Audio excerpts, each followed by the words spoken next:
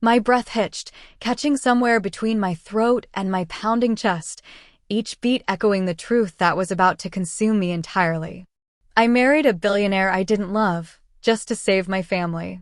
My fingers, cold despite the stifling heat of the small chapel, trembled against the heavy lace of the dress my mother had insisted was a dream come true. A dream for whom? Certainly not for the girl staring back from the polished surface of the altar, her eyes glazed over, her lips fixed in a polite, painful smile. I could feel the weight of every hopeful gaze, every whispered prayer from the pews behind me, pressing down on my shoulders, a physical burden heavier than any financial debt. My gaze was supposed to be fixed on Kian, my almost husband, a man I barely knew. He stood tall, impeccably dressed, his dark eyes meeting mine with a quiet confidence that felt less like love and more like a transaction well executed. His family, regal and composed, filled the front rows, their presence radiating an undeniable power. But my eyes kept betraying me, drifting to the back, searching. And there he was. Silas. He stood by the arched doorway, framed by the bright, unforgiving tropical sun, a stark contrast to the dim sanctity of the chapel. His hair, usually a wild frame for his passionate face, was slightly disheveled, as if he'd run here. His T-shirt, a faded blue, was so achingly familiar, so us. His dark eyes, usually alight with a fire that only I could ignite, were shadowed, filled with an agony so profound it felt like a mirror of my own shattered soul. He didn't try to hide his pain. He let it rip through the air, a silent scream that only I could hear. Every instinct in me screamed to run, to tear off this opulent cage of white lace and throw myself into his arms, to beg him to take me away. But the screams were trapped behind the dam I'd built inside myself, a wall constructed from obligation and desperation. It had started subtly, insidiously. My parents, retired teachers, had always lived with quiet dignity, their small pensions stretching just enough. Then, suddenly, the world tilted. My father's unexpected illness, the astronomical hospital bills, the forced sale of the tiny sliver of land they'd saved for my future. I remember the exact moment the bottom fell out, the conversation where my mother, tears streaming down her face, told me I had to drop out of college. My dreams, the small, precious hopes I'd nurtured, dissolved into a bitter haze of what-ifs. The textbooks, once beacons of my future, became a cruel reminder of my present helplessness. Hey, my friend, hope you're doing well. Drop a comment and let me know how you're feeling about this story so far and where you are watching from. Some stories are too close to my heart to share on YouTube. I send those, along with little life lessons and surprises, to my email circle. If you'd like to be part of it, you can join with the link in the description. We were drowning. Every day felt like treading water, barely keeping our heads above the surface, watching the tide of debt rise higher and higher. That's when Kian's mother, Mrs. Sharma, elegant and unsmiling, appeared at our modest house like an answer to a prayer, or perhaps a devil's bargain. She spoke to my mother in hushed tones, words like stability, future, opportunity, swirling around the small living room. Her son, Kian, was living abroad, doing very well, she said. He was ready to settle down. He was looking for a respectable wife. She wished he would marry me. My mother's face, etched with worry lines, suddenly brightened with a terrifying hope. My father, frail and weary, nodded weakly from his armchair. They spoke of duty, of the chance to lift our family out of the dark hole we were in. They spoke of the security I would have, the help I could provide. They spoke of everything but Silas. They knew about him. They knew I was deeply, irrevocably in love with him, a love that burned so fiercely it felt like the very essence of my being. Silas, with his artist's hands and his dreamer's heart, who saw the world in vibrant hues and believed our love could conquer anything. But love, I was learning, couldn't pay hospital bills or keep a roof over my parents' heads. I had little choice, or so it felt. The decision wasn't mine to make, it was thrust upon me by circumstance, by the crushing weight of their unspoken pleas. I saw it as an opportunity, a terrible, magnificent chance to save them, to please them. What was my heart, after all, compared to their survival? A small price, I told myself, a small price for everything. Kian and I exchanged a few messages, stilted and formal. His replies were prompt, concise, focused on practicalities. I am returning home next month. We can discuss arrangements. My mother speaks highly of you. There was no warmth, no flirtation, just the quiet efficiency of a man conducting business. He never asked about my dreams, my hobbies, or my past.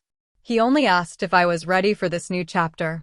I replied, yes, my fingers shaking on the keyboard, my stomach churning. I remember one message where he simply attached a photo of his lavish apartment abroad, no context, just a picture of an immense space with stark, modern furniture. I stared at it, feeling like an ant in a palace, a world away from my cramped reality. It was a silent demonstration of what he could offer, and a stark reminder of what I lacked. He arrived a month later, just as promised. A whirlwind of preparations began. The dress, the guests, the endless discussions about traditions I barely understood. My family was buzzing with a nervous excitement, their smiles wider, their laughter a little less strained.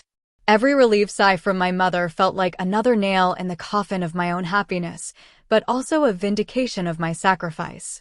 Now, standing here, the scent of jasmine and old incense heavy in the air, I can feel the finality of it all. Kian's hand, when he reached for mine, was warm and firm. It felt alien. It didn't fit, didn't intertwine the way Silas's fingers did with mine, always perfectly. My eyes found Silas's again. He was still there, a statue of grief, his shoulders slumped. I saw a small, metallic flash in his hand, something clutched tight. It was the silver locket I'd given him on our anniversary, the one with our initials crudely carved inside. He never took it off. The sight of it, glinting in the doorway, was a fresh wound, twisting the knife in my gut. He was clutching our past, our future, everything I was about to abandon. The priest's voice, a drone of ancient words, pulled me back. Do you, Elara Alma, take Kian? I barely registered the question, my mind a kaleidoscope of what-ifs. What if there was another way? What if I was strong enough to resist? But the image of my father's fading strength, my mother's silent tears, solidified my resolve. This wasn't just about me. Then, Kian cleared his throat, a soft, polite sound that cut through the silence. My eyes snapped to him. His gaze was still steady, but something flickered there, a hint of something deeper than pragmatism. He leaned in just a fraction, his voice a low murmur meant only for me, his breath warm against my ear. My mother mentioned, you have a younger sister who needs to finish her education. My heart stopped. It was a detail I'd only ever mentioned once, in one of our stilted messages, almost as an afterthought, an attempt to explain my family's situation. He had remembered. He hadn't just remembered, though. He had actively brought it up now. Not as a question, but as a quiet confirmation, almost a promise. It wasn't just about saving my parents, it was about securing a future for my sister too. The sacrifice, I realized, was even larger than I had allowed myself to believe. And Kian, in his pragmatic, detached way, knew exactly the strings he was pulling. He wasn't just marrying a wife, he was acquiring a solution. And I was the solution. The bitter taste of that reality was far more potent than the cloying sweetness of the jasmine. The priest's final pronouncements were a blur. Kian's hand tightened around mine, a possessive grip that left no room for doubt or escape. The kiss, a chaste brush of lips against mine, felt like sealing a pact with a stranger.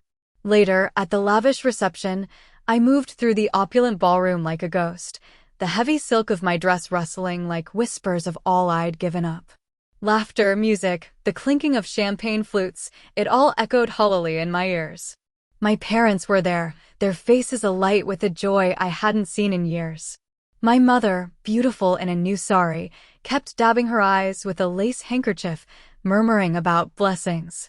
My younger sister, Lena, no longer worried about tuition fees, was dancing with an unrestrained glee that twisted my gut with a complex mixture of relief and sorrow.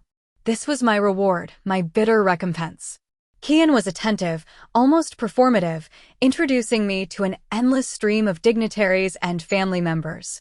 He never left my side, his presence a constant, polite pressure. My wife, Elara, he'd say, the words feeling alien, yet powerful. I smiled, nodded, made small talk, my mind numb. Every compliment on my beauty, every wish for our happiness, felt like a barbed wire tightening around my heart. The first few weeks in Kian's sprawling, modern home were a gilded cage. The house was enormous, a labyrinth of polished marble floors and minimalist furniture that felt more like a gallery than a home. My quarters, a suite larger than my entire childhood house, contained a walk-in wardrobe filled with clothes I hadn't chosen, jewelry I would never have bought. It was all a testament to his wealth, a constant, silent declaration of my new reality. I ate meals at a vast dining table, often alone or with Kian, whose conversations revolved around his business, his travels, his plans for the future, our future, he always implied, though I felt no ownership over it. He was unfailingly polite, even kind in his own way, but there was an invisible wall between us, thick and unyielding. I spent my days trying to find purpose. I helped Mrs. Sharma, Kian's mother, with social engagements, learning the intricate dance of high society. She was a woman of formidable grace and sharp intellect, observing me with eyes that missed nothing. I often caught her gaze on me, calculating, assessing. Was I a good enough wife for her son? Was I upholding the family honor? I tried, desperately, to be everything they expected, to justify my place here, to earn the right to the stability I had bought for my family. My parents, their medical bills settled, had started talking about small home improvements, a new roof. Lena was back in college, thriving, her letters filled with excitement about her classes, her friends. Their relief was palpable, a balm on my wounded soul, yet it also underscored the depth of my sacrifice. Every grateful word from them was a reaffirmation of the choice I'd made, a choice that had simultaneously saved them and suffocated me. One evening, I found myself in the spacious library, the air thick with the scent of old paper and wealth. I traced the spines of books I'd never read, longing for the simple comfort of my old textbooks. My fingers stopped on a familiar name, a collection of Brazilian poetry. Silas had often recited verses to me, his voice a warm embrace, his eyes sparkling with shared passion. I remembered one particular poem about a love so profound it transcended worlds. My breath caught in my throat. I pulled the book from the shelf, my hands trembling. A soft voice broke the silence. You have excellent taste, Elara. That is Kian's favorite. I startled, dropping the book slightly before catching it. It was Mrs. Davi, Kian's father's sister, a woman who often visited and always seemed to materialize out of thin air. Her smile was gentle, but her eyes, like Mrs. Sharma's, held an unnerving depth. He finds solace in its verses, she continued, her voice melodious. He often reads it when he is contemplating. I replaced the book, my heart pounding. I just liked the cover. It was a clumsy lie. How could Kian, so pragmatic, so devoid of the emotional language Silas spoke, find solace in such passionate poetry? It felt like another layer of the mystery that was my husband. Days blurred into weeks. Kian and I developed a routine. He was usually busy, traveling for work, but when he was home, we shared quiet dinners. He'd ask about my day, about my family, always with that quiet, almost formal politeness. He never pushed, never invaded my emotional space, and I, in turn, offered nothing beyond the expected pleasantries. I appreciated his boundaries, even as I wondered if he noticed the quiet emptiness in my eyes. Then came the day he surprised me. My parents' old house, in need of significant repair, had a leaky roof and crumbling plaster. I had mentioned it once, a passing comment during a call with my mother. A week later, Kian casually told me, I've arranged for a team to renovate your parents' home. It will be more comfortable for them. He said it without fanfare, without seeking gratitude, as if it were a minor detail in his day. My breath hitched. You didn't have to. He looked up from his tablet, his expression unreadable. It is my duty now, Elara. They're your family, and you are my wife. There was no warmth, no grand romantic gesture, but the sheer thoughtfulness, the quiet understanding of my deepest anxieties, pricked at the hard shell around my heart. He had listened. He had acted. Maybe, just maybe, there was more to Kian than the transactional businessman I had him pegged as. A tiny, fragile seed of something akin to respect, even gratitude, began to sprout. One afternoon, a package arrived for me. It was from Lena, a small, handmade card, clumsy but heartfelt, thanking me for everything. Tucked inside was a blurry photo of her and my parents, laughing, sitting on their newly painted porch. They looked so happy, so free from worry. Tears, hot and unexpected, streamed down my face. I missed them, missed the familiar chaos of our small home, even missed the struggle. It was a profound ache, a phantom limb of a life lost. I let myself cry, completely alone in the silent, cavernous bedroom, letting the grief wash over me until I felt raw and empty. Just as I was wiping my eyes, regaining some composure, my phone buzzed. It was an email from Kian. The subject line was regarding Silas. My blood ran cold. I stared at it, my heart hammering against my ribs, dread tightening its icy grip. He knew. How much did he know? I opened it, my fingers trembling. It wasn't a message from him directly. It was a forwarded chain of emails. The first was from a private investigator, dated weeks before our wedding. The report detailed Silas's financial situation, his personal history, even a few photographs of him, candid and heartbreaking, walking alone, looking lost. The report concluded with a summary of his unsuitability as a partner for me, citing his lack of stable income and emotional volatility. But it was the next email in the chain that truly shattered me. It was Kian's reply, terse and efficient. Thank you for the comprehensive report. Your findings align with my expectations. Proceed with the offer to purchase Mr. Santos's art studio building. Ensure the owner is aware of an impending sale, but do not disclose the buyer. We need him out by next month. And ensure Alma does not find out. My breath caught. My stomach plummeted, a visceral lurch. Silas's art studio, the place where we spent countless hours, where he painted, where we dreamed our future together. It wasn't just a building, it was his sanctuary, his livelihood, his soul. Kian hadn't just known about Silas. He had actively, deliberately, planned to destroy his future, to ensure there was no possibility of him ever being able to provide for me, to make it impossible for us to ever be together. And he had done it before the wedding, while I was still clinging to the illusion that I was making a noble sacrifice, believing Kian was simply a man looking for a wife. He wasn't just pragmatic, he was calculated, ruthless. This wasn't just a husband fulfilling a duty.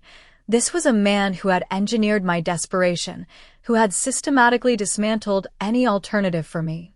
My respect, my fragile gratitude, evaporated, leaving behind a searing heat of betrayal.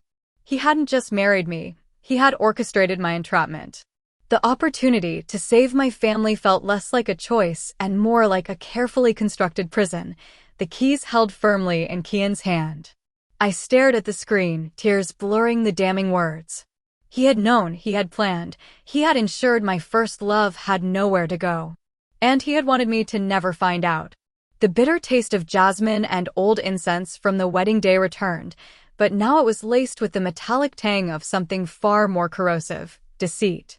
The email's words burned into my retina, searing away the last vestiges of hope, the fragile respect I'd been trying to cultivate for Kian. He hadn't just known about Silas.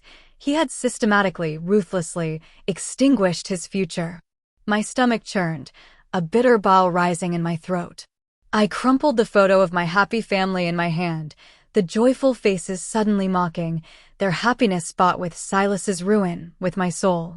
The silent, grand bedroom, usually a source of suffocating isolation, now felt like the walls of a tomb closing in. My breath came in ragged gasps, each one a sharp pain in my chest. He had played me, played all of us, with a cold precision that chilled me to the bone.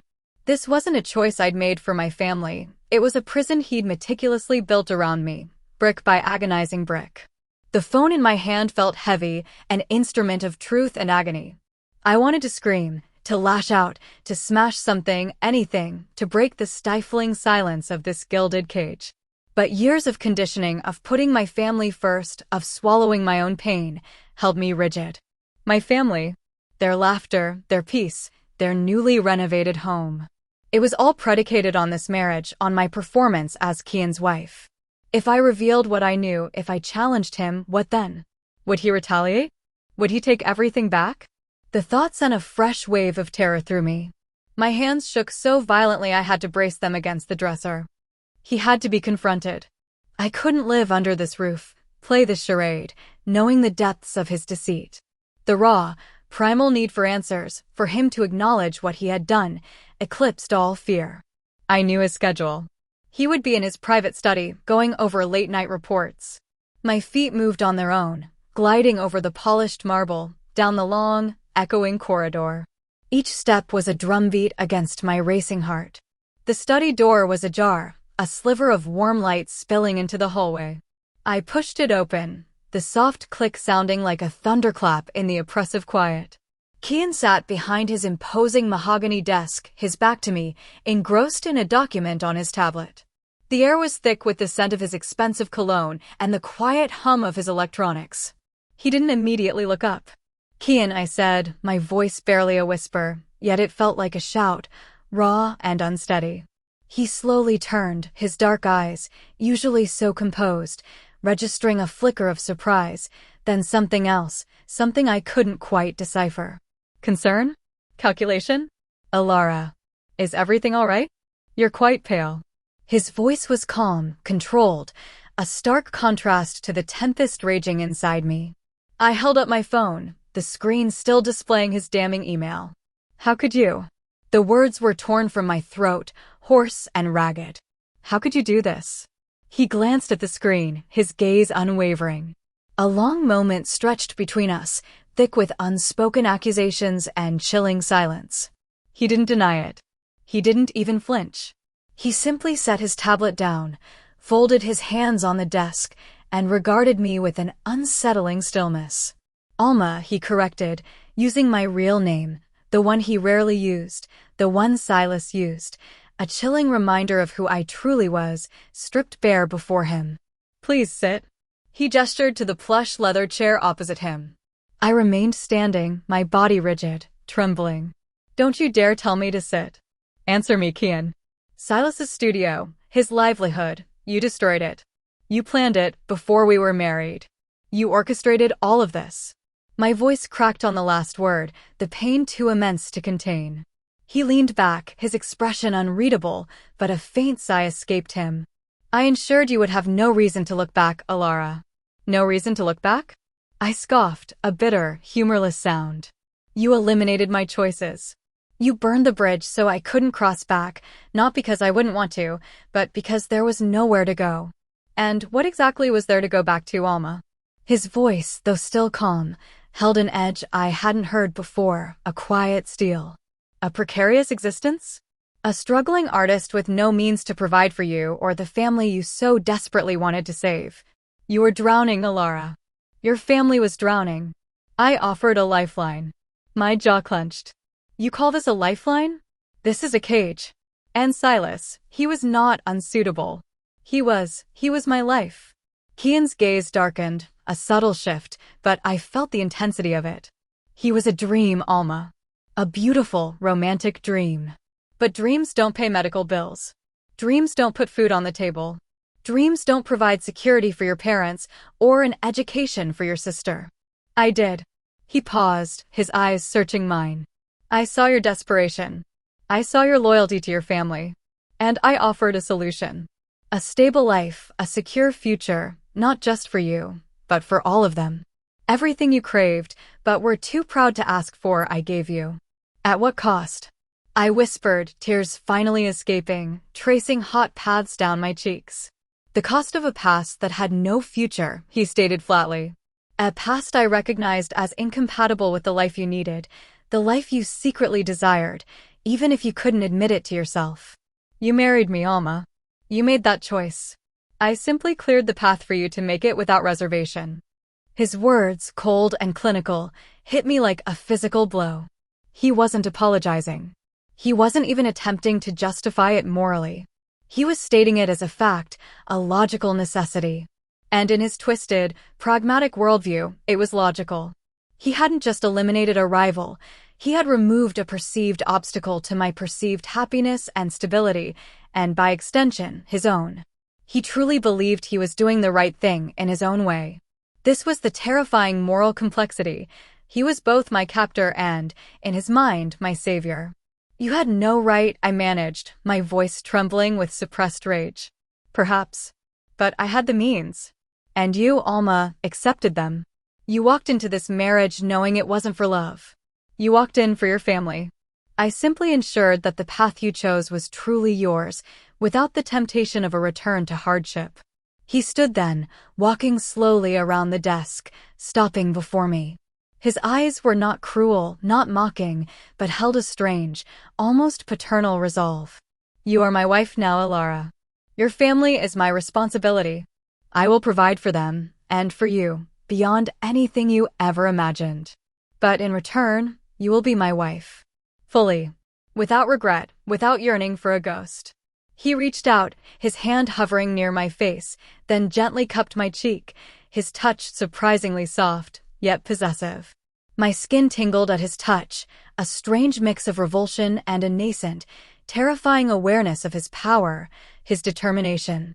He hadn't just secured a wife, he had secured me, down to the very core of my being, severing my past so thoroughly that there was no going back. The choice was gone. I was bound. His words were not a threat, but a statement of absolute fact. I looked into his eyes, searching for a hint of remorse, a flicker of something human. Instead, I saw a profound conviction, a man utterly certain of his actions. He hadn't just wanted a wife, he had wanted me specifically. He had seen my desperation, my love for my family, and he had weaponized it, using my best qualities against me, to bind me to him. This wasn't just a transactional marriage, it was a deeply personal, almost obsessive act of acquisition. A new kind of terror, cold and absolute, settled over me. There was no escape. Not for me and not, I realized with a fresh wave of dread, for Silas. Kian had cut him off, left him vulnerable, knowing I would be powerless to help. My family was safe, thriving, but at the cost of my true love's future and my own freedom. What if I can't? I whispered, my voice choked.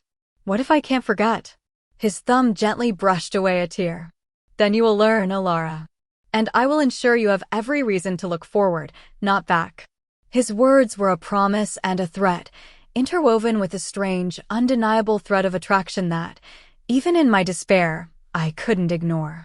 It was the attraction of a moth to a dangerous flame, a recognition of raw, untamed power. He was not a monster. He was a man who saw what he wanted and took it, utterly convinced of his right to do so. And I, Elara, was what he wanted.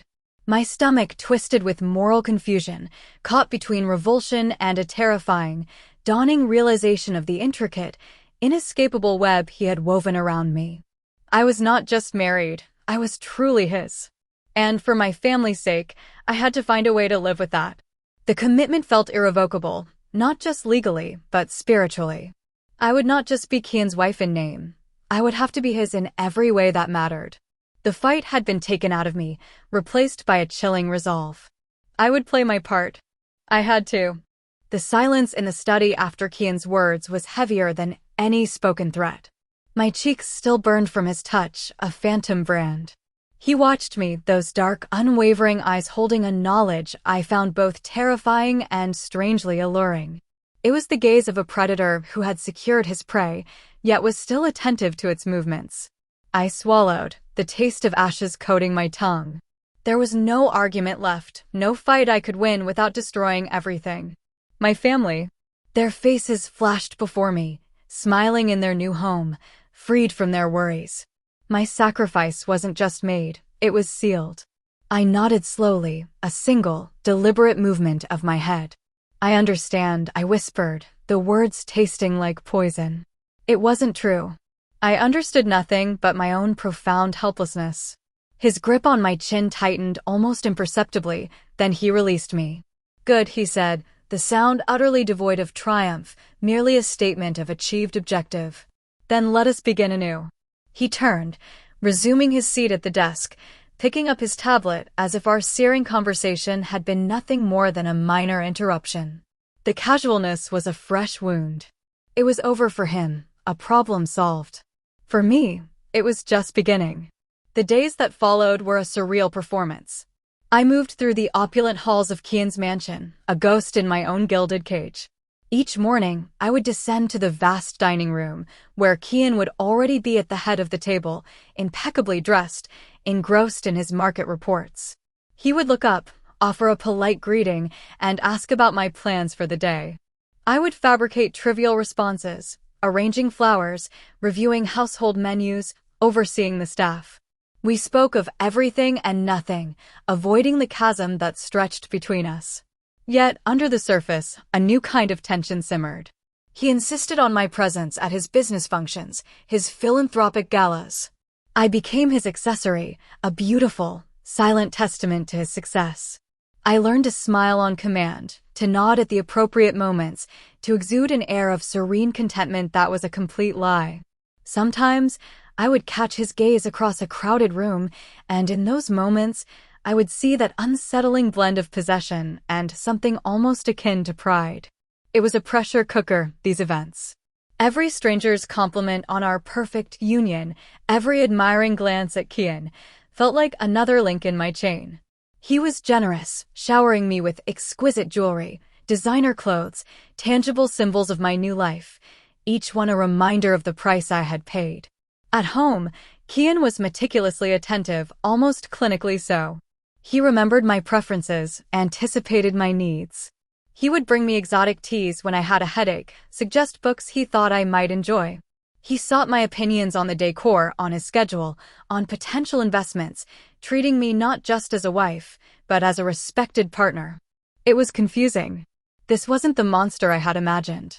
This was a man trying, in his own way, to build a life with me. He never mentioned Silas again, never referred to our confrontation, but the unspoken truth of his actions hung between us like a shroud. One evening, after a particularly draining charity ball, we returned to the mansion. The air was cool, the house quiet. I felt a strange exhaustion, a bone-deep weariness from pretending. I was heading to my separate quarters when Kian's hand gently closed around my wrist. My breath hitched. He had never touched me like this before, not since the study. "Stay," he murmured, his voice low, a velvet invitation. My heart hammered against my ribs. It was inevitable, I knew. I had accepted the terms. To refuse now would be to unravel the fragile peace we had established, to invite another, potentially more devastating confrontation.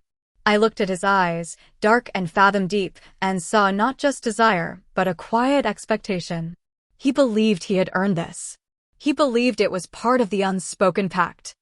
I followed him to his room, my steps heavy, my mind a storm of conflicting emotions. Fear, resignation, and that terrifying, undeniable sliver of curiosity. He was powerful, intelligent, decisive. And in the oppressive silence of his private space, the sheer force of his presence was overwhelming. He didn't rush, didn't demand. He was patient, his hands moving with a careful deference that was almost more unsettling than aggression. And as he held me, as his lips found mine, a strange alchemy occurred. My body, which had been so resistant, so loyal to a past love, responded. It was not love, not the soul-shattering connection I had with Silas. It was something else, a primal surrender to strength, a bewildering recognition of a different kind of bond, forged in desperation and power. It was terrifyingly intimate, an act of emotional betrayal even as it solidified my physical commitment. I felt myself drowning in the moment, a complex mix of guilt, fear, and a bewildering, potent attraction that felt like a surrender to a new kind of fate. In his arms, surrounded by the scent of his expensive cologne, the world outside, Silas, my old life, they all receded, replaced by the immediate, overwhelming reality of Kian and me. For a brief, frightening while, a false sense of peace descended. Maybe I thought I could truly build a life here. Maybe this was my new reality, and I could find a quiet contentment, if not happiness. Kian was good to me in his own way. He provided, he protected, he even seemed to cherish me. I started to wonder if I had misjudged him completely, if his actions, however ruthless, had indeed been for my own good. This was the dangerous lie I began to tell myself, a soothing balm for my scarred soul. The illusion shattered 3 weeks later. It was a rainy Tuesday afternoon. I was in the library, attempting to read, when a delivery arrived. A small, unassuming package addressed to me. The courier handed it to a housemaid, who then brought it to me. My fingers trembled as I took it, an inexplicable sense of dread already prickling my skin. The sender was unknown, a generic return address from a small shipping company.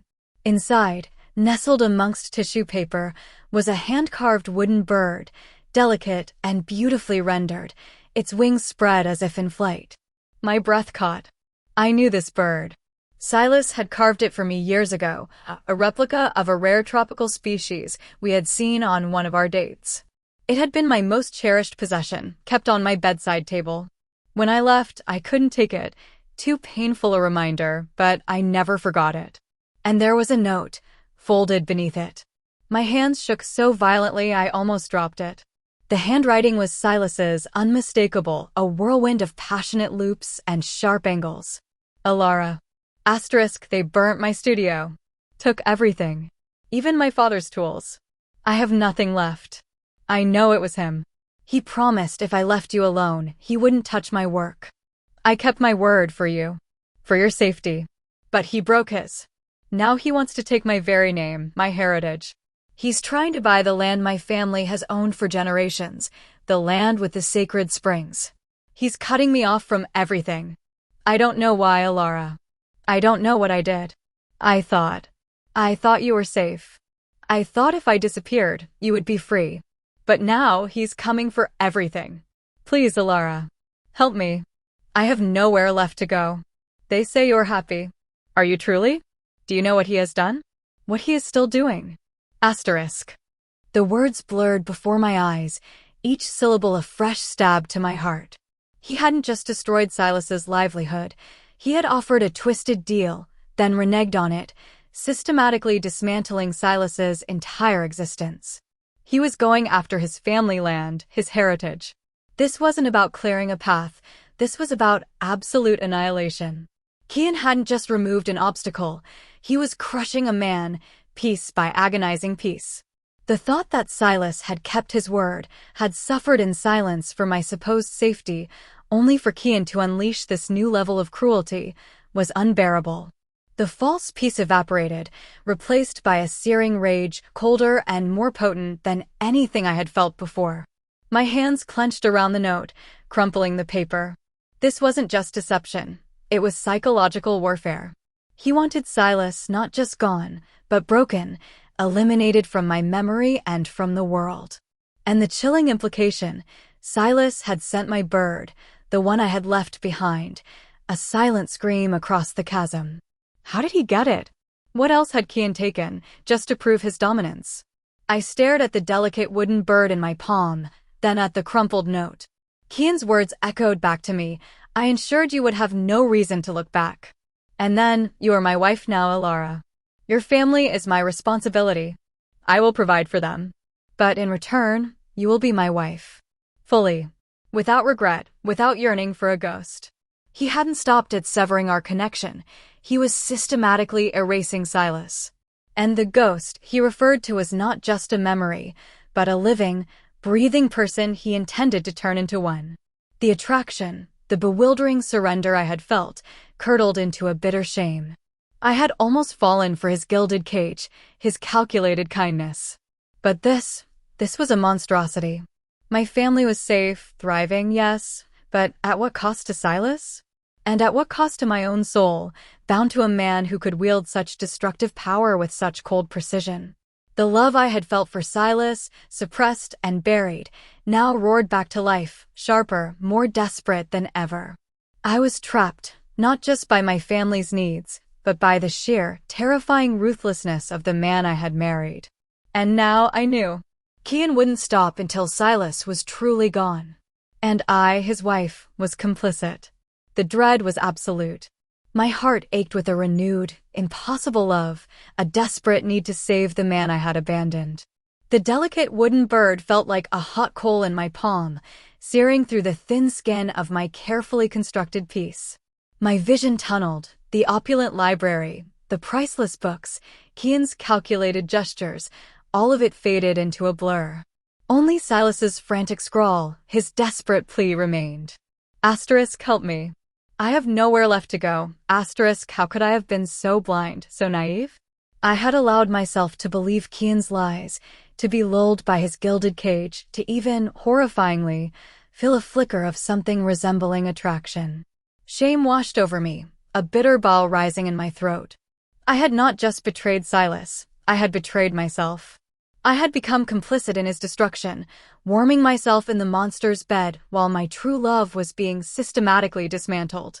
A guttural cry tore from my chest, raw and uncontrolled. The crumpled note, the carved bird, all dropped to the polished floor. I couldn't stay here, not another second. My feet propelled me forward, a hurricane of fury and terror guiding my steps. I needed to find him, to scream, to shatter the calm facade of this monstrous existence. My heart hammered against my ribs, a frantic drumbeat of vengeance. I stalked through the hushed corridors, past the silent staff, my breath ragged. The house, usually so vast and echoing, felt suddenly claustrophobic, the walls closing in. Where would he be? In his study, calculating new conquests? Or in the gym, perfecting his predator's physique? I found him not in a place of power, but in the sun-drenched conservatory, tending to a rare orchid with a meticulous, almost tender hand. He wore a linen shirt, sleeves rolled up, revealing strong forearms. He looked harmless. And that, I realized, was the most terrifying illusion of all. Kian. My voice ripped through the quiet warmth of the room, sharp as broken glass. He turned slowly, his expression shifting from detached concentration to a mild surprise. Elara? What is it? You look as though you've seen a ghost. The irony of his words sliced through me. He had made Silas into a ghost. I marched towards him, the crumpled note and the wooden bird now in my hand, thrusting them at his chest. You monster! You lying, despicable monster! My voice was hoarse, thick with unshed tears. You promised him.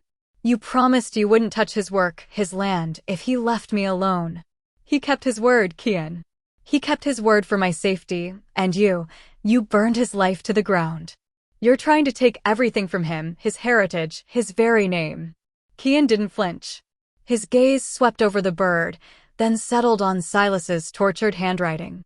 A faint, almost imperceptible sigh escaped him. He reached out, his fingers gently closing around my wrist, pulling the note and bird from my trembling grasp. He smoothed the crumpled paper, his eyes scanning Silas's words without a flicker of emotion, as if reading a grocery list. He sent this to you, Kian murmured, his voice infuriatingly calm. Clever. He knows you have a soft spot for him. A soft spot? I shrieked, yanking my wrist free. He is the man I love. The man you stole me from. And you promised him. You broke your word. His dark eyes finally met mine, and something in their depth shifted, not anger, but a profound, almost weary understanding. I broke my word? He offered a humorless smile.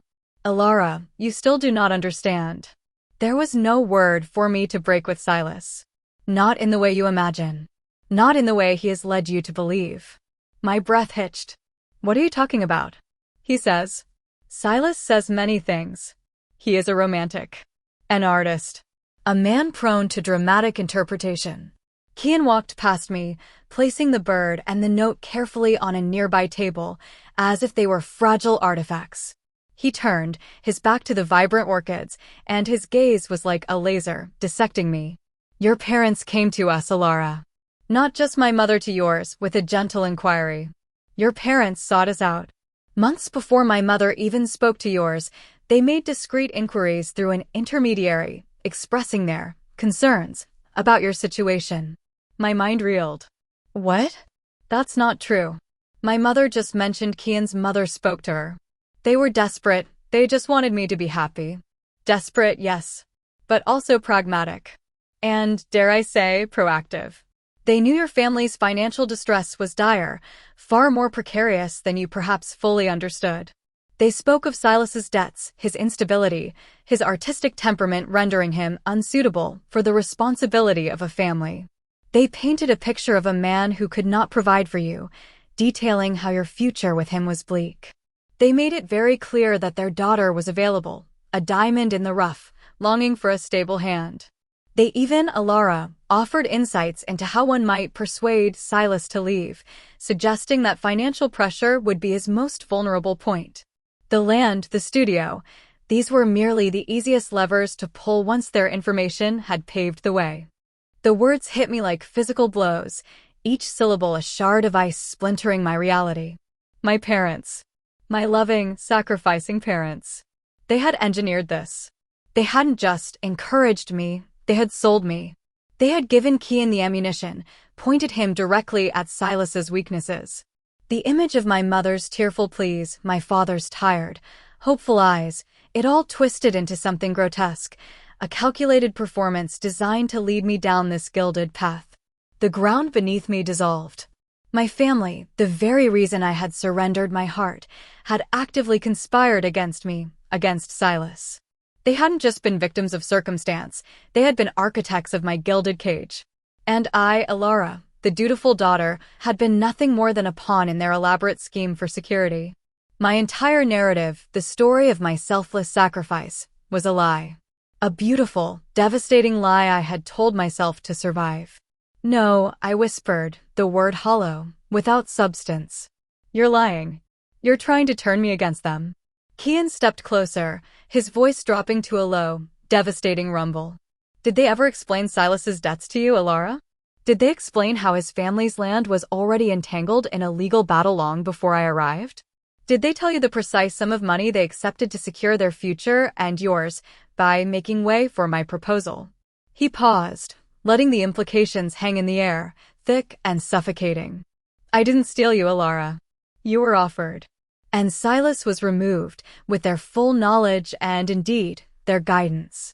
The revelation was a hammer blow to my soul. Not just betrayal, but absolute, profound devastation. My family, the core of my being, had sacrificed me on the altar of their financial salvation, not just passively, but actively, cunningly.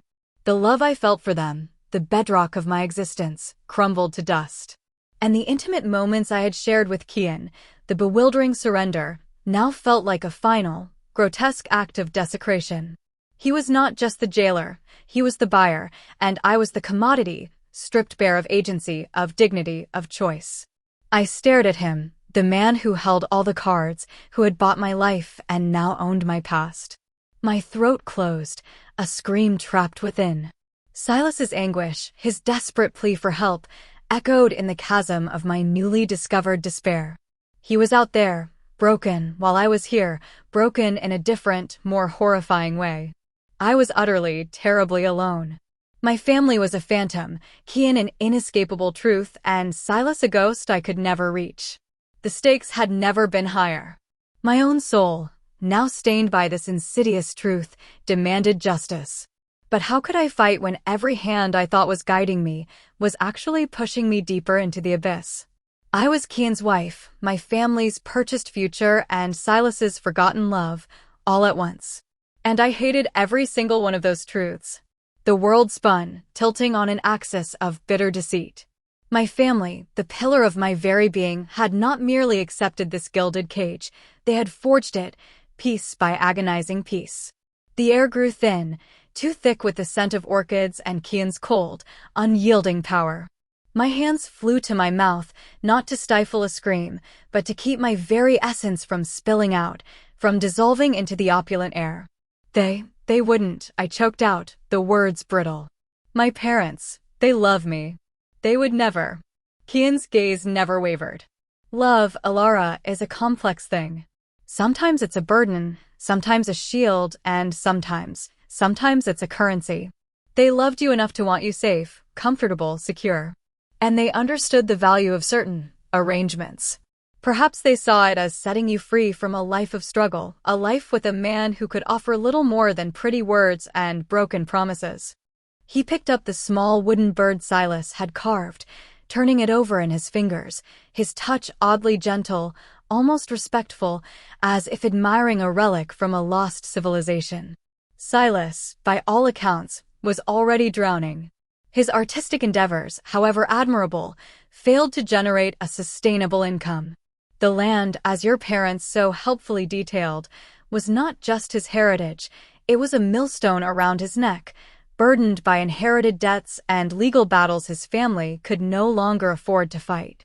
Your parents made it clear that helping him would not be saving him, but merely delaying the inevitable and dragging you down with him. Each word was a razor's edge, slicing away at the last vestiges of my self-deception.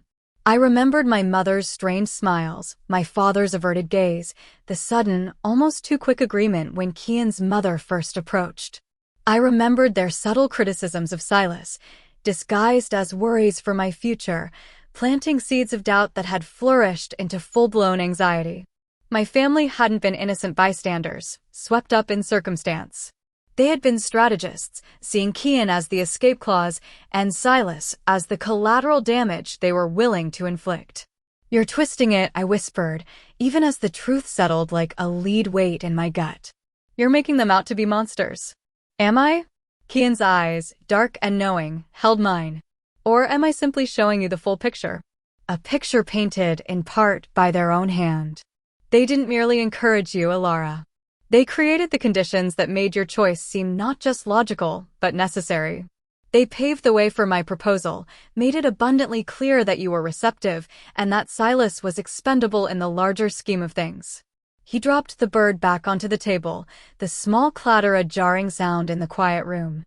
"And the land, the studio, these were not taken from Silas as a personal vendetta against him. They were the most efficient means to resolve his financial entanglements, to free him from burdens your parents deemed unfit for their daughter's future. It was a transaction, Elara. One in which everyone, save perhaps Silas, ultimately benefited. And you, my wife, were the jewel in the crown of that transaction." The realization curdled in my stomach, turning my blood to ice. I had been a commodity, traded for security, wrapped in the illusion of selfless sacrifice. The heroic narrative I had clung to, the belief that I was a martyr for my family's well-being, crumbled. I wasn't a hero, I was a pawn. And now I was an accessory to Silas's continued suffering, my hands tied by the very people I sought to protect. "So, what now?" I finally managed, my voice hollow. "What do you want from me, Kian? You've stripped away my illusions, broken my spirit.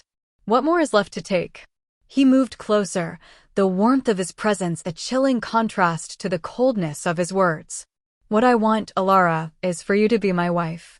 In truth, as well as in name. I want you to understand that Silas is not a part of this life. He cannot be.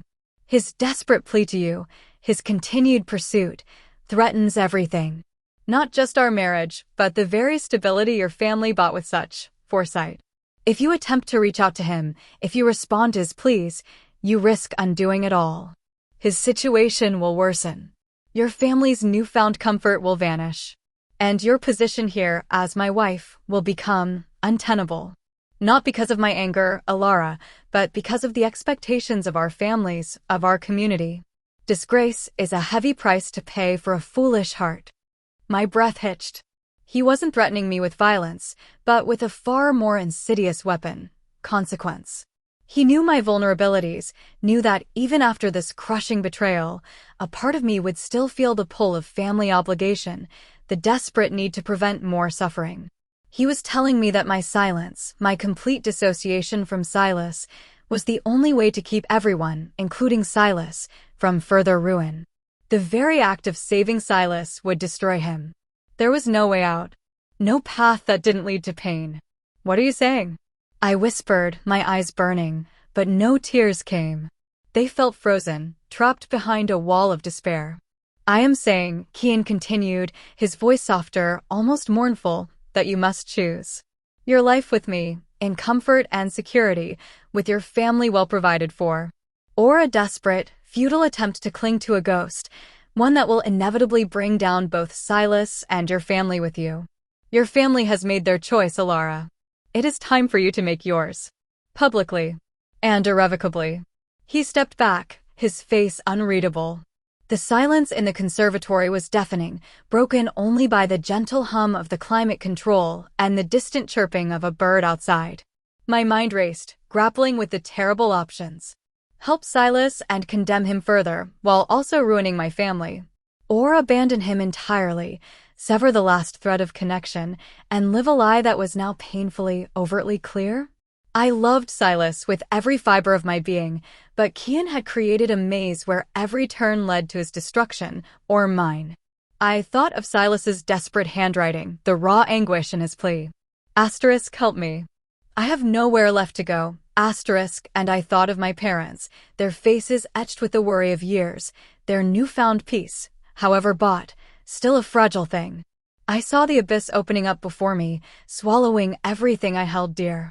To save them, to perhaps keep Silas from an even worse fate, I had to betray him again. This time, consciously. This time, fully aware of the knife I was plunging into his heart. A cold, steely resolve hardened within me, born of pure, unadulterated hopelessness. The love I felt for Silas was no longer a beacon, but a weapon pointed at his own chest. I could not be his savior. I could only be his silence. A new kind of numbness settled over me, deeper and more profound than anything I had felt before. It wasn't just my heart that was breaking, it was my soul, shattering into a million pieces. I looked at Kian, my eyes devoid of emotion, reflecting the empty void inside. What do you need me to do? My voice was flat dead. A faint, almost imperceptible nod. There are some upcoming social engagements. Dinners, a charity gala. I will need you to be present, engaged. And there is the matter of a public statement, perhaps an interview, to quell any lingering rumors about your past associations.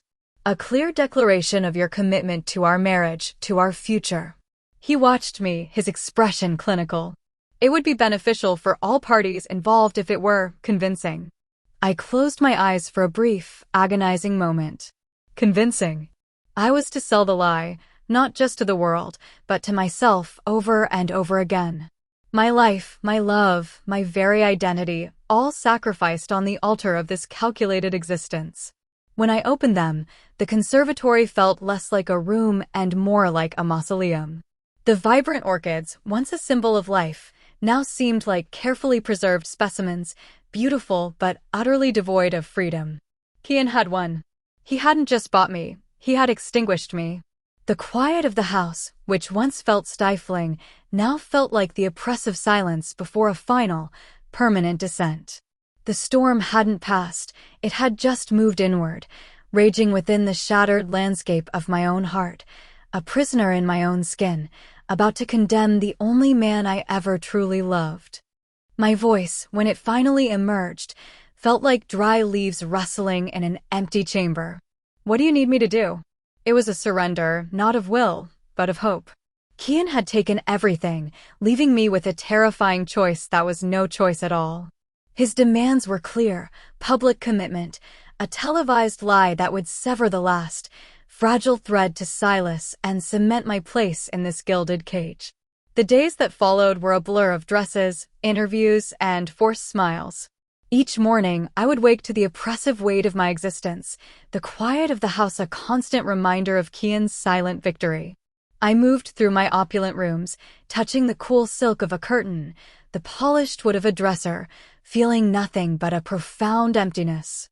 My reflections in the ornate mirror showed a woman I barely recognized, her eyes hollow, her smile a brittle thing.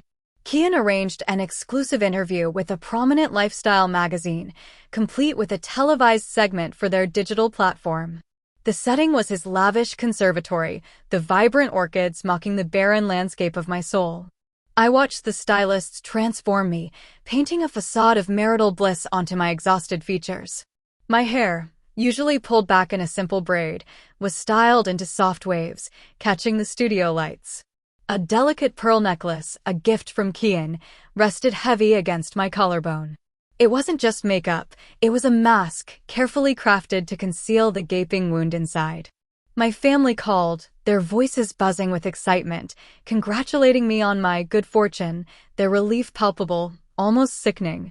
I listened to my mother recount how her brother's medical bills were finally paid, how my father had bought new tools for his hobby, how their small pension worries had evaporated.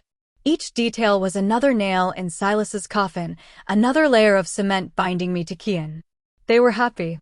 And that, Kian had ensured, was my ultimate undoing. My core, the relentless need to protect them, had become my prison. On the day of the interview, my hands trembled as I took my seat next to Kian. The camera lights blazed, hot and unforgiving. He squeezed my hand, a gesture of ownership more than comfort. I felt his gaze, a silent command for conviction. The interviewer, a woman with a perfectly coiffed bob and an unnervingly bright smile, began with pleasantries, then dove straight into the heart of my fabricated life. "Elara," she purred, her voice sweet as poison, "the public has been so curious about your journey. From a quiet life to becoming the wife of a global entrepreneur." There were some whispers about a past relationship. "Can you set the record straight for us? What does your marriage to Kian mean to you?" My breath caught. This was it. The impossible choice. The moment Kian had engineered. My mind raced, flashing through fragments of my life. Silas's calloused artist hands, the smell of paint and earth, his laughter echoing in the small studio, the desperate urgency in his final letter. And then my parents' faces, gaunt with worry, now softened by Kian's beneficence. The abyss yawned. I had to choose. Betray Silas utterly or risk destroying everything I had sacrificed for. My eyes found Kian's across the small table. He was watching me, his expression unreadable, but I felt the immense pressure of his will, a current running through the air, demanding my compliance. Then I looked past him, into the camera lens, seeing not the millions of strangers, but Silas. Only Silas. And in that moment, something shifted. A cold fire ignited within me, forged from despair and an unyielding, primal love. I would make my choice. Not for Kian, not even entirely for my family, but for Silas. To protect him, even from myself. To give him the only truth I could, wrapped in a lie. My lips parted. My journey, I began, my voice steady, surprisingly strong, has been one of profound change and profound realization. I paused, allowing the words to hang in the air, weighted with unspoken meaning. I've learned that love, true love, isn't always about what you want. It's about what you need, what you must do. My gaze flickered to Kian, a performance for the world, then back to the camera to Silas. There are many forms of love. There is the passion that ignites, bright and consuming. And there is the quiet, unwavering love that builds, that provides, that secures. The interviewer nodded, encouraged by my seemingly perfect answer. Kian's grip on my hand tightened almost imperceptibly, a subtle sign of approval. I could feel the cold sweat on my palms, but the resolve in my heart burned hotter. My past, I continued, choosing my words with agonizing precision, was filled with dreams. Dreams of a different kind of life, an artistic life, perhaps. But those dreams, while beautiful, were fragile. They offered little ground beneath my feet. I looked down at my hands, clasped tightly in my lap, remembering Silas's hands, so full of promises I could no longer afford. The reality of life, the responsibilities we carry, they demand strength. They demand sacrifice. And sometimes my voice softened, laden with an almost unbearable sorrow that I hoped only Silas would hear. Sometimes, love must be brave enough to let go of what it thinks it wants, to embrace what it knows is right.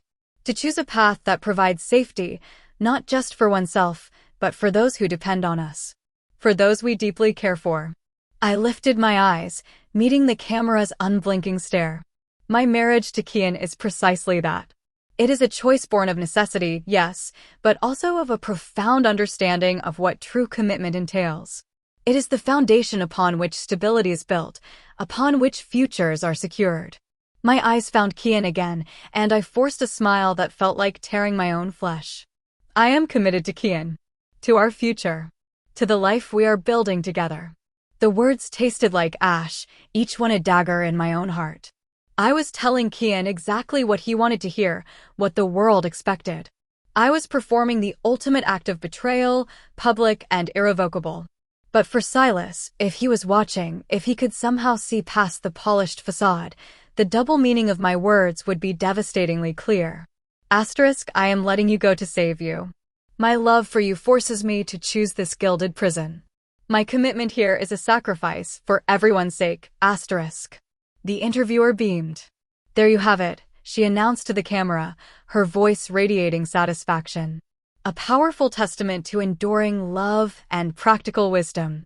Thank you, Elara, Kian, for sharing your story. Kian released my hand, a flicker of something that might have been triumph in his eyes. He leaned in, his voice low, for my ears alone. Well done, Elara. Convincing. A part of me wanted to scream, to shatter the elegant composure, to rip off the pearl necklace and run. But I couldn't. The mask was on, painted irrevocably. I had chosen the gilded cage, the calculated existence, the public lie. And in doing so, I had severed the last, visible cord to Silas, cutting him free, pushing him away with the sharpest blade I possessed, my own words. A strange, numb peace settled over me. The pain was still there, a constant ache beneath my ribs, but it was no longer raw, no longer raging. It had solidified, transformed into a cold, hard stone. I had faced my ultimate fear, the conscious act of abandoning the man I loved, for reasons I truly believed were for his own good, even as it broke me. The strength I felt was not joy, not relief, but the grim, unyielding fortitude of a survivor. I was still a prisoner, but I was no longer a pawn. I had chosen my sacrifice, and in that act, I had, perhaps, claimed a sliver of myself back. The storm had passed, leaving behind a desolate but strangely clear landscape. I was Elara, Kian's wife, a woman defined by her choices, however agonizing. And somewhere, deep within that desolate landscape, a tiny, defiant ember of love for Silas still smoldered, a secret fire that Kian and the world could never truly extinguish. My life, my love, my very identity, all sacrificed on the altar of this calculated existence, but for the first time, I had done the sacrificing myself. The camera lights dimmed, and the artificial warmth of the set vanished, leaving me enveloped in a sudden, cold silence. Kian released my hand, his earlier grip replaced by an unnerving stillness. The interview was over. The lie had been told, packaged neatly for public consumption, for my family's relief, and for Silas's devastating comprehension. Every word was a shard of glass in my throat, yet a strange, hollow victory hummed beneath my skin. I had chosen. I had sacrificed. And I had, in a way only Silas would ever truly grasp, spoken a truth so profound it almost buckled my knees. The stylist, oblivious to the internal earthquake that had just consumed me, fussed with my hair, pulling the delicate pearl necklace from my throat. Each touch felt like a violation. I looked at Kian, who was now calmly discussing logistical details with the interviewer, his face a mask of polite efficiency. Had he heard the undercurrent in my voice? Had he felt the razor's edge of my carefully chosen words? Or was he simply satisfied with the performance, believing I had finally submitted to his will? I couldn't tell. His composure was absolute. Back in the car, the plush leather seats offered no comfort. The city lights streamed past, blurring into streaks of gold and ruby, reflections of a life that felt utterly detached from my own. I stared out, my reflection staring back, a ghost in the glass. The numbness from the interview began to recede, replaced by a visceral ache, a grief so profound it threatened to swallow me whole. I had buried my love for Silas, not in secret, but in plain sight for the world to witness. I had ensured his freedom by chaining myself. Kian spoke, his voice cutting through the silence, calm as ever. Your family called again, Elara. They were incredibly proud. Your mother, especially. My jaw tightened. Good, I managed, the word a brittle whisper. That's what matters. He said nothing more, and the rest of the drive passed in an oppressive quiet, each minute stretching into an eternity. When we arrived home, the grand foyer felt even more suffocating than usual. I started to ascend the sweeping staircase, desperate for the solitude of my rooms, but Kian's voice stopped me. Elara. A moment, please. I turned, my heart hammering against my ribs. What now? Another instruction? Another expectation? He stood a few steps below me, his head tilted slightly, his gaze unexpectedly intense. Come to my study, he said, his tone devoid of its usual businesslike clipness. There's something we need to discuss. Something important. My stomach clenched. I braced myself for another conversation about our future, about my duties, about the facade we were building. But there was something in his eyes, a depth I hadn't seen before, that held me captive. I followed him, my footsteps echoing faintly on the polished marble. His study was usually a sanctuary of order, filled with books and understated art. Tonight, however, a single, unassuming folder lay open on his expansive desk. He gestured towards a chair opposite him, and I sank into it, my senses on high alert. Kian sat, his fingers steepled under his chin, his gaze fixed on me. Elara, he began, his voice soft, almost hesitant. I have always valued honesty, even when it is difficult. He paused, and I held my breath, dread coiling in my chest. When my mother first spoke of you, I did my due diligence, as I do with all significant decisions. I learned of your family situation. And I learned of Silas. My blood ran cold. He knew. He had known all along. The betrayal, the public interview, it all felt even more monstrous now. Shame washed over me, a scalding wave. I observed you, Elara, he continued, his eyes unwavering. I saw your quiet strength, your fierce loyalty to your family, and your profound sorrow. He leaned forward slightly. And tonight, in that interview, I saw it again. I heard it. My eyes darted to his. Heard what? I whispered, my voice barely audible. The truth, Elara. Buried beneath the words you chose for the world. You spoke of sacrifice, of letting go, of building foundations for others. You spoke of a commitment born of necessity, but with a sorrow so deep it was almost audible. You weren't just speaking to the camera, were you? You were speaking to him. Telling him you loved him enough to set him free. A sob caught in my throat. Tears, hot and uncontrollable, finally streamed down my face. I had been so careful, so guarded, and yet he had seen right through me. The mask I had so painstakingly crafted was transparent to him. You believe I did not want you to be happy? Kian asked, a hint of something I couldn't quite decipher in his tone. I needed a wife. My family desired it. Your family needed help. It seemed a pragmatic solution for all. But I also saw the depth of your love for Silas. I understand sacrifice, Elara. I have made my own in different ways, for my family, for my business. He reached for the folder on his desk, sliding it across to me. This is not just a marriage certificate, he said, his voice firm, but a contract. My lawyers drafted it, ensuring the financial security for your family would be immediate and irrevocable, regardless of the marital outcome. A substantial trust, linked to their names, not yours, providing for their medical, housing, and pension needs indefinitely. It was my intention, Elara, to offer you a way out once your family was truly secure, without the burden of guilt or the weight of public shame. I stared at the document, my vision blurred by tears. It was an elaborate legal framework, detailing a trust, an endowment, financial provisions far beyond what my parents needed, protected from any future exigencies. He had planned this from the beginning? He had built me a gilded cage with an exit door I never knew existed? My family insisted on the marriage for appearances, for tradition. Your family for survival. I respected that. But I also respected your heart, Elara, even if I couldn't entirely understand it at first. He picked up another document, a smaller, folded paper. And then Silas found me. My breath hitched. Silas. Kian nodded slowly. He wrote to me. A long, passionate letter. He believed I had stolen you. He challenged me, not with threats, but with a raw plea for understanding, for your happiness. He spoke of the depth of your love, of his own desperation. He offered to work, to prove himself, to do anything to ensure your family's well-being, if only you could be free. Kian smiled, a genuine, almost wistful smile. It was quite moving, actually. He made me see things differently. My mind reeled. Silas. My fierce, artistic Silas, challenging a billionaire with nothing but the power of his heart. And Kian, the pragmatic businessman, listening. After reading his letter, Kian continued, I added a clause. A clause that allows for an amicable dissolution of this marriage, without any financial penalty to your family, after a period of 1 year, during which all public expectations would be satisfied and your family's trust fully established and recognized.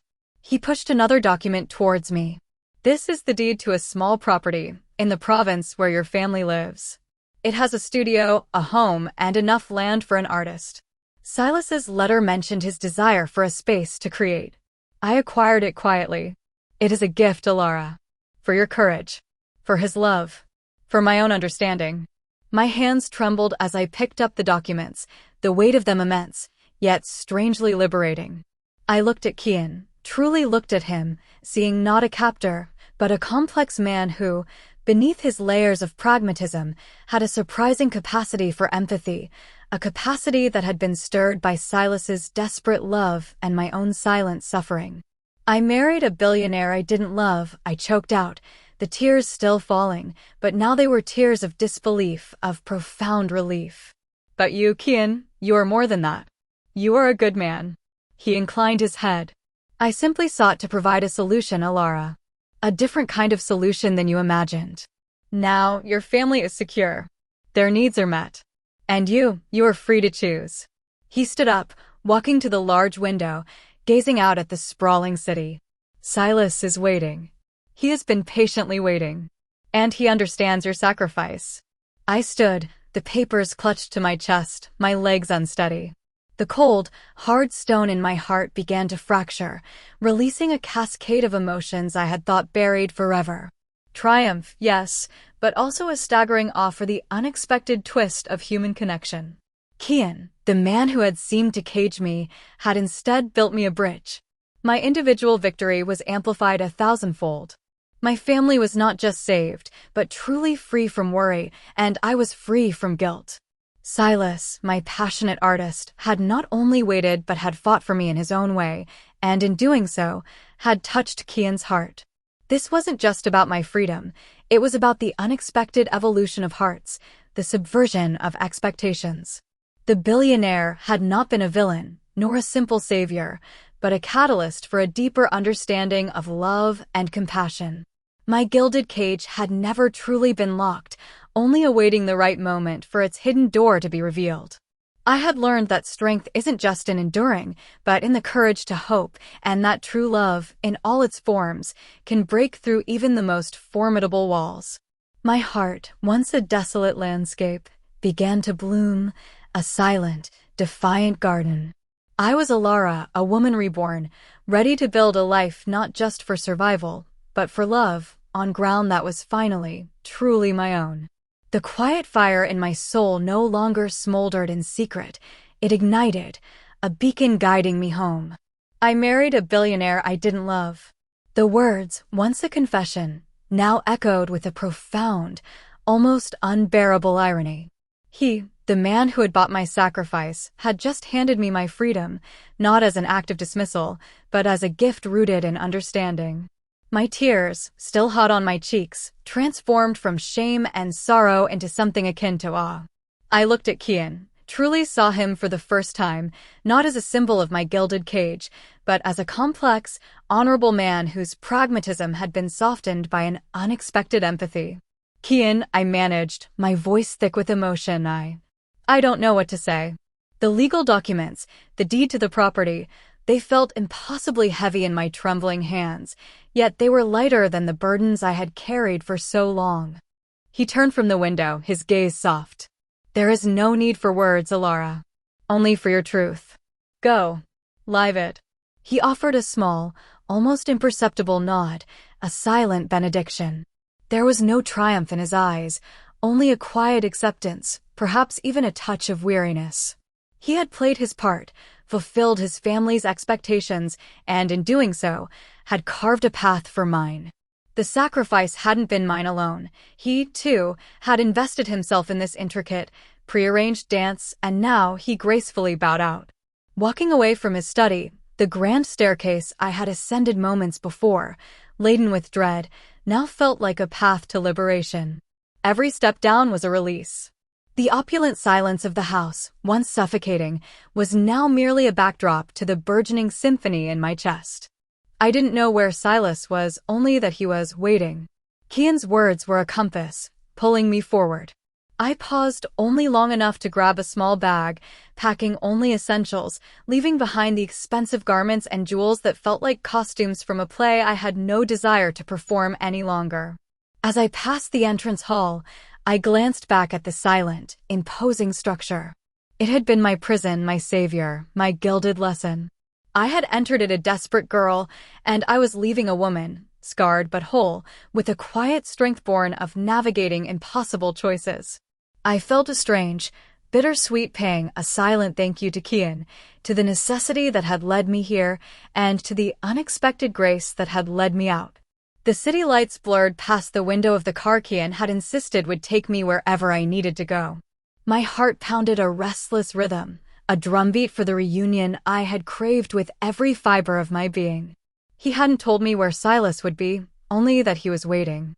The anticipation was a physical ache, a sweet torment that dissolved the last vestiges of my reserve. The car slowed, pulling up to a familiar, unassuming park bench, illuminated by a single street lamp. My breath hitched. Silas. He sat there, his shoulders hunched, his head bowed, looking exactly as he had the last time I saw him, raw and heartbroken, but now, bathed in a soft, ethereal glow. My hand flew to the door handle before the car even fully stopped. Silas. My voice cracked, a fragile sound shattering the quiet night. His head snapped up, his eyes wide, disbelieving, then flooding with an emotion so potent it knocked the air from my lungs. He launched himself from the bench, covering the distance between us in a few powerful strides. I ran into his arms, crashing against him, burying my face in his chest, inhaling the familiar scent of him, earth, paint, and a love that had never truly faded. His arms wrapped around me, a vice-like grip that spoke of fear, of longing, of disbelief. He lifted me, spinning me around once, twice, a breathless, joyous dance under the indifferent street lamp. Elara, he choked out, his voice thick with tears, my Elara. I thought I'd lost you forever. Never, I whispered, pulling back just enough to look into his beautiful, tear-filled eyes. Never, Silas. You found me. You fought for me. Kian, he told me about your letter. His brow furrowed, a flash of defensiveness. I had to. I couldn't just let you go. Not like that. Not when I knew you loved me. He cupped my face, his thumb tracing the line of my jaw. It killed me, Elara. Watching you, hearing you, seeing you with him. But I understood. I saw the desperation in your eyes, the pain. A fresh wave of tears streamed down my face, but these were cleansing, pure. I told him, I confessed, my voice barely audible.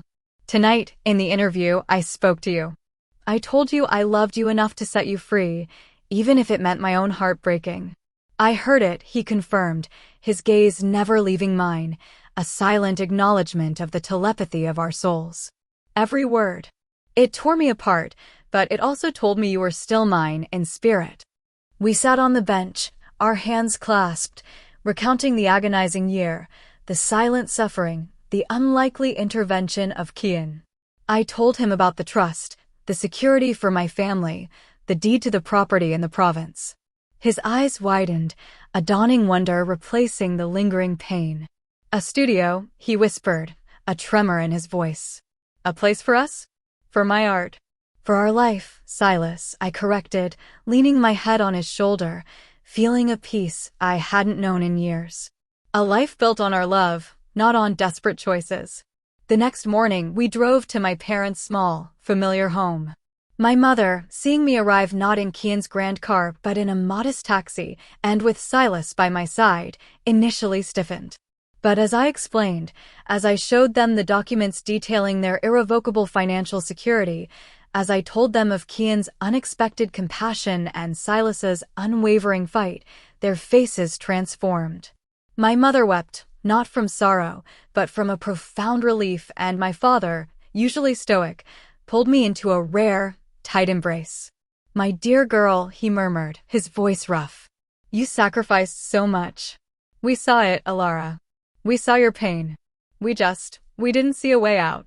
He looked at Silas, a new respect in his eyes. "You're a good man, Silas. A fiercely loving one." The weight of their expectation, of my perceived obligation, finally lifted. I was free of guilt, free of the crushing burden that had driven me to walk away from my true love. Their security was assured, not as a transaction, but as a foundation of love and sacrifice. We moved to the small property in the province. It was humble compared to Kian's mansion, but it was ours. The house was cozy, the studio filled with natural light, and the land, though not vast, promised a future of art and quiet, simple living. Silas painted with a newfound fervor, his canvases exploding with colors and forms, expressions of the love he had almost lost. I helped him, learned from him, and found a quiet joy in watching him create, in building our life brick by brick, brushstroke by brushstroke. Sometimes I thought of Kian. I knew the trust fund for my family was maintained, checked on quarterly by his staff. He never reached out directly, nor did I, but a silent understanding hung between us, a shared acknowledgement of the complex tapestry we had woven. There was no bitterness, only a quiet respect. My heart bore the scars of the year I had spent in that gilded cage, a bittersweet reminder of the cost of freedom, but also of the immense strength I had discovered within myself. My love for Silas, tested by fire and separation, had not only endured but had deepened, becoming a quiet, unshakable force. We had walked through the valley of the shadow and emerged into the light, not unscathed, but undeniably whole, together. This was not just a happy ending, but a vibrant, living beginning, painted with the colors of redemption, hope, and an unconditional love that had defied every obstacle. My quiet fire, once a secret ember, now burned brightly, illuminating our path forward, a beacon guiding us home, always home, to each other. What did the story teach you about sacrifice, love, and unexpected compassion? Drop your thoughts in the comments and subscribe for more stories that will change how you see the world.